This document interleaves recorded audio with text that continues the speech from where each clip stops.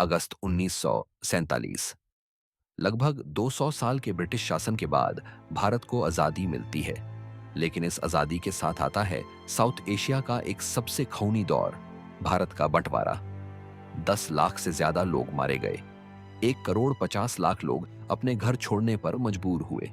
लेकिन आखिर ऐसा क्यों हुआ? गलती कहां हुई? और सबसे बड़ा सवाल, क्या यह टाला जा सकता था? ब्रिटिशों ने डिवाइड एंड रूल का फॉर्मूला पहले से ही चालू कर दिया था। 1857 के बाद उन्होंने धर्मों के नाम पर फासले बढ़ाने शुरू किए। गवर्नेंस और सेंसस में भी रिलीजियस आइडेंटिटी को हाईलाइट किया गया। 20वीं सदी की शुरुआत में पॉलिटिकल रिप्रेजेंटेशन भी धर्म के आधार पर होने लगी।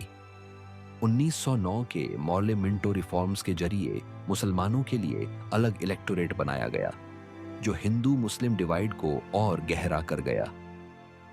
अखिल भारतीय मुस्लिम लीग, जो 1906 में बनी थी, शुरू में एक यूनाइटेड इंडिया के अंदर मुस्लिम राइट्स के लिए काम करती थी। लेकिन 1940 के दौर तक मोहम्मद अली जिन्ना के नेतृत्व में यह अलग देश पाकिस्तान की मांग करने लगी। कांग्रेस और लीग के बीच टेंशन बढ़ने लगे। गांधी एक सेक्युलर भारत चाहते थे, जबकि जिन्ना कहते थे कि हिंदू और मुस्लिम दो अलग नेशंस हैं, जिनकी सोच, कल्चर और पॉलिटिक्स अलग है। वर्ल्ड वॉर II के बाद ब्रिटेन आर्थिक और राजनीतिक दोनों तौर पर कमजोर हो गया था। उनका भारत से निकलना तय था, लेकिन उन्होंने जल्दी में निर्णय लिया।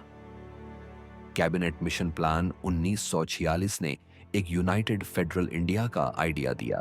शुरू में कांग्रेस और लीग दोनों ने सहमति जताई, लेकिन मिसट्रस्ट और कम्युनिकेशन गैप की वजह से यह प्लान फेल हो गया। ब्रिटिशों ने पहले कहा था कि वो जून 1948 तक भारत छोड़ देंगे, लेकिन नए वायसरॉय लॉर्ड माउंटबेटन ने डेट प्रीपोन करके 15 अगस्त 1947 कर दी। मतलब सिर्फ कुछ हफ्तों में पार्टीशन को लागू करना था। British lawyer sir Cyril Radcliffe, जो कभी भारत नहीं आए थे, उन्हें सिर्फ 5 हफ्ते दिए गए भारत और पाकिस्तान के बीच बाउंड्री बनाने के लिए।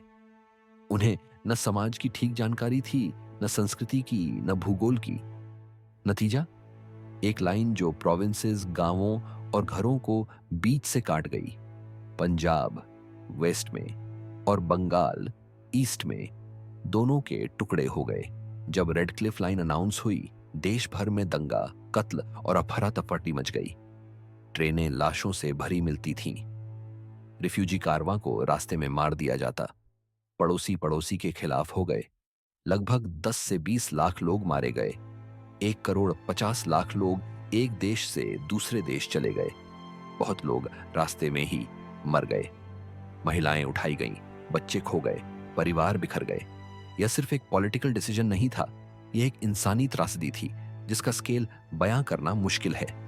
कई इतिहासकार कहते हैं कि पार्टीशन अनअवॉइडेबल नहीं था। अगर ब्रिटिश थोड़ा और वक्त लेते और प्लानिंग बेहतर करते, अगर कांग्रेस और लीग थोड़ा कॉम्प्रोमाइजेस करते, अगर कैबिनेट मिशन प्लान सफल होता और अगर ब्रिटिश जल्दबाजी में न निकलते, तो एक यूनाइटेड इंडिया संभव था। लेकिन कुछ का मानना है कि 1946 तक कम्युनल दंगे इतने फैल चुके थे, जैसे डायरेक्ट एक्शन डे, कि पार्टीशन अनअवॉइडेबल बन चुका था। पार्टीशन ने ऐसे घाव दिए जो आज भी इंडिया, पाकिस्तान और बांग्लादेश के रिश्तों में दिखते हैं। पॉलिटिक्स अलग दिशा में चली गई और लाखों लोगों की जिंदगियां हमेशा के लिए बदल गईं। लेकिन इसने हमें यह भी सिखाया कि डिवाइड करने की राजनीति का क्या अंजाम होता है। जल्दी ले गए पॉलिटिकल डिसीजन कितना दर्द दे सकते हैं और सबको शामिल करके गवर्नेंस करना क्यों जरूरी है। पार्टीशन सिर्फ एक लाइन नहीं थी नक्शे पर, यह एक सभ्यता के बीच में लगा एक जख्म था। क्या यह रोका जा सकता था? शायद। लेकिन आज का सवाल यह है, क्या हमने उससे कुछ सीखा?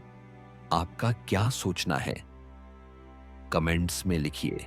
और ऐसे ही और इम्पैक्टफुल हिस्ट्री के एपिसोड्स के लिए लाइक करें, शेयर करें और चैनल को सब्सक्राइब करना ना भूलें।